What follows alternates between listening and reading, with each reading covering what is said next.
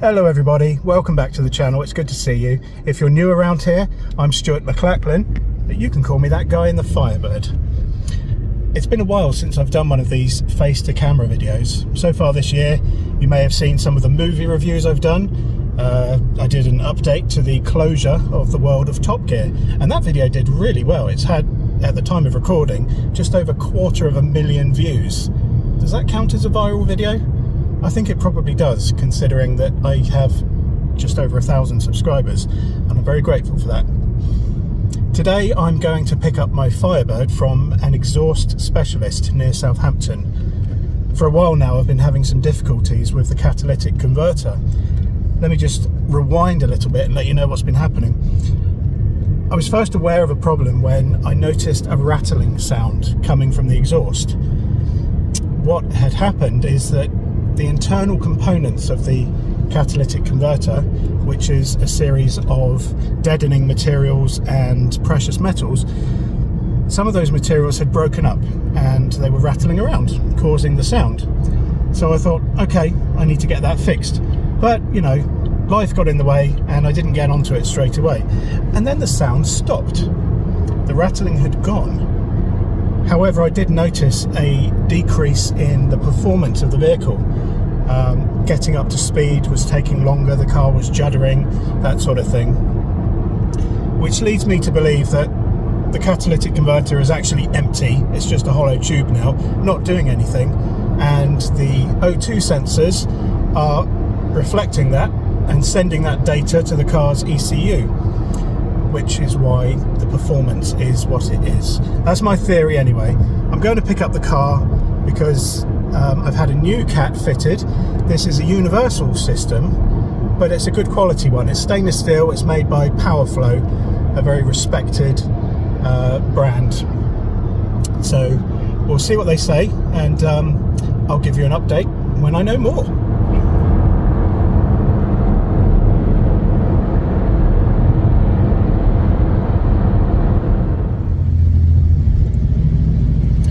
Okay, so I've now picked up the Firebird and I'm back behind the wheel. It feels great.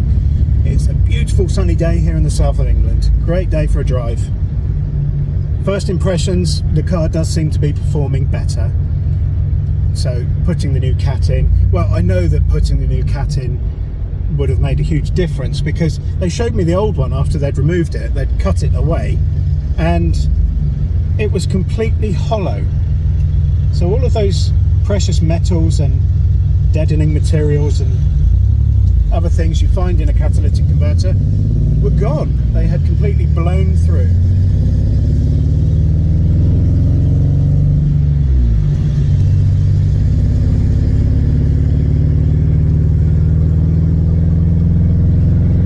And it sounds awesome.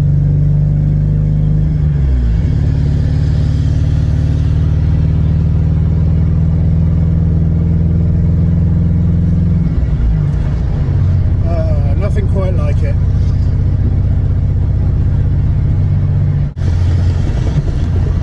Sorry about the noise, I've got the windows open because I thought you might like to hear the exhaust notes.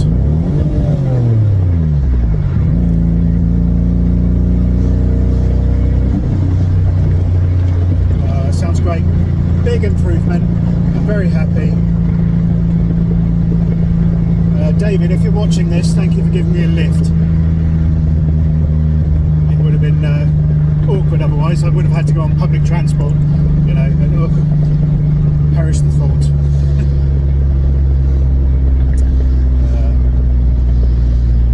But no, this is great. My main concern was that the way things were, the car would have struggled to pass its emissions tests.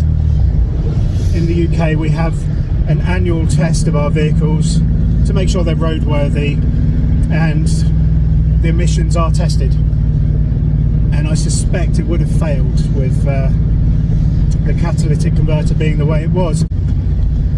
I've also had a new O2 sensor fitted downstream, which is after the catalytic converter. Unfortunately, the two upstream sensors couldn't be changed because they're in the exhaust manifolds, and to get to them you need to remove the manifolds. But unfortunately, they were completely rusted solid, and I've been told to get them out is a big job. It means taking the engine out, cutting them away and re-drilling and tapping the side of the block, so it's a big job. So basically that first stud there, it's just broken off in the middle somewhere. Right. You know, they're just toast. Yeah. See that nut on the back there looks new, because that's the one I started from the bottom. But yeah, the lambda sensors won't come out. Okay. Tried everything.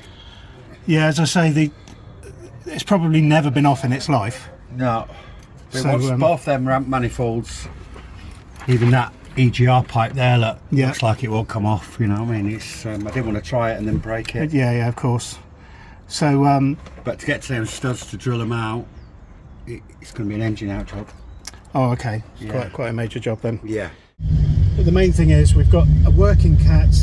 So far it seems fine. It certainly performs better. I'll be interested to see if my fuel economy changes.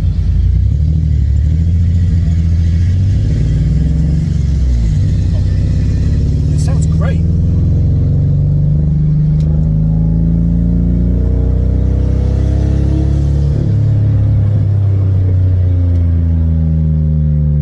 I love the noise. Make the noise, make the noise, I live for the noise.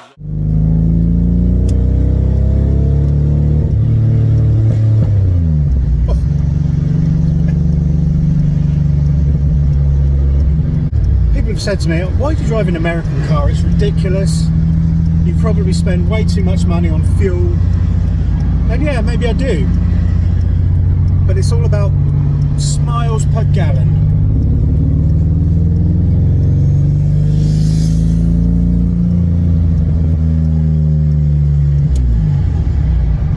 You just don't get that with a Prius. I'm sorry, but you don't.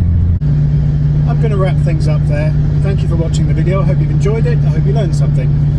I will be doing some more videos about the upkeep of this vehicle, the things I have to do to keep it going. One of the jobs that needs my attention is the headlights. One of them is full of water, which is most peculiar. So yeah, definitely need to look at that.